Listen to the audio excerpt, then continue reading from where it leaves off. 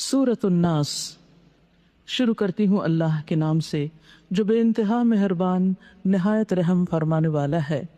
قل کہہ دیجئے، اعوذ میں پناہ لیتا ہوں، بربی رب کی، الناس انسانوں کے، ملک بادشاہ کی، الناس انسانوں کے، الہی الہ کی، الناس انسانوں کے، من شر شر سے، الوسواس وسوسہ ڈالنے والے کے، الخناس بار بار پلٹ کر آنے والے کے، الذی وہ جو، یوسوسو وسوسہ ڈالتا ہے، فی صدوری سینوں میں، الناس لوگوں کے، من الجنتی جنوں میں سے، والناس اور انسانوں میں سے۔ سورۃ الناس کی فضیلت آپ پیچھے پڑھ چکے ہیں، اس کی 6 آیات ہیں اور 20 کلمات ہیں۔ پچھلی سورت میں ہم دیکھتے ہیں کہ قل اعوذ برب الفلق، ایک دفعہ رب الفلق کی بس پناہ مانگی گئی، اس کی پناہ طلب کی گئی۔ کس چیز کے شر سے بچنے کے لیے؟ ہر چیز کے شر سے بچنے کے لیے، خصوصاً غاسق، ساحر اور حاسد کے شر سے، 3 چیزوں کے شر سے۔ اب یہاں 3 بار اللہ تعالیٰ کی صفات کے ساتھ اللہ تعالیٰ کی پناہ لی گئی ہے، پناہ مانگی گئی ہے۔ قل اعوذ برب الناس، ملک الناس، الہ الناس، اور ایک چیز کے شر سے پناہ مانگی گئی ہے، اور وہ کیا ہے؟ من شر الوسواس الخناس، شیطان ازلی و ابدی دشمن، الذی یوسوس فی صدور الناس، جو انسانوں کے سینوں میں وسوسے ڈالتا ہے، من الجنت والناس، جنوں میں سے بھی اور انسانوں میں سے بھی۔ اس سے کیا پتہ چلتا ہے کہ بیرونی شر میں سے سب سے بڑا شر شیطان کا شر ہے۔ قرآن مجید جب مکمل ہوتا ہے تو انسان کے ایمان کا درجہ بہت اوپر چلا جاتا ہے، اس کے ارادے بہت بلند ہوتے ہیں، وہ زندگی میں بہت کچھ اللہ کی خاطر کرنا چاہتا ہے، لیکن پھر کیا ہوتا ہے؟ کچھ رکاوٹیں آ جاتی ہیں۔ جن لوگوں نے آج سے پہلے قرآن مجید مکمل کیا، ہو سکتا ہے ان میں سے بھی کچھ لوگ یہاں موجود ہوں، وہ ان رکاوٹوں کو اچھی طرح جانتے ہیں۔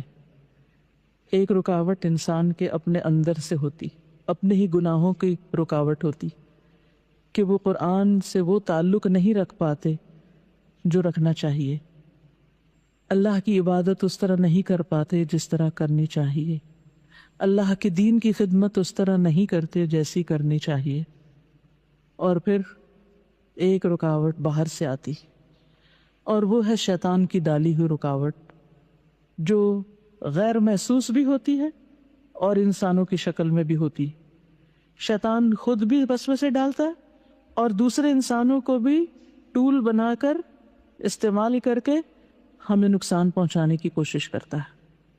اس لیے انسان کو اللہ کی پناہ لینی چاہیے، کیونکہ ہمارے لیے بہت بڑا خطرہ اور بہت بڑا شر شیطان کا ہے، ماحول کا ہے، جو انسانوں کی طرف سے بھی ہوتا ہے۔ وہ ہمارے راستے کی رکاوٹ بن جاتے ہیں۔ بعض اوقات ہمارے محبت کرنے والے ہمارے راستے میں رکاوٹ بنتے ہیں، ہم پہ رحم کرتے ہوئے، ہم پہ ترس کھاتے ہوئے، ہم سے محبت کا اظہار کرتے ہوئے، اور بعض اوقات ہمارے دشمن ہمارے راستے میں رکاوٹ بنتے ہیں کہ اس کو کچھ کرنے نہیں دینا، یہ بلا چلے تو صحیح اس راستے میں۔ ہاں، جو کمزور ہوگا وہ مغلوب ہو جائے گا، لیکن جو طاقتور ہوگا وہ غالب آ جائے گا۔ اور طاقت اصل میں کس کی طاقت ہے؟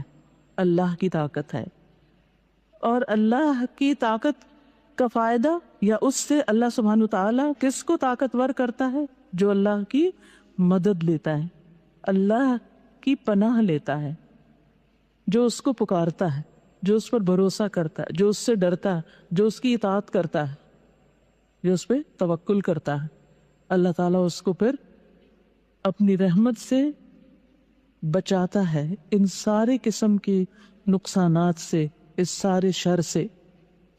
تو آپ دیکھیے سورت کو دیکھتے ہیں، قل اعوذ برب الناس، کہہ دیجئے میں پناہ لیتا ہوں رب الناس کی، لوگوں کے رب کی، تمام انسانوں کے رب کی۔ رب کون ہے؟